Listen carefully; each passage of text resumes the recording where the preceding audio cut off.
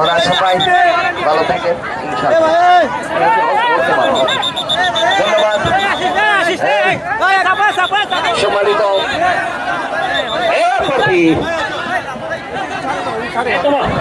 সবাই মঞ্চের সামনে আসো, জায়গা করে দাও।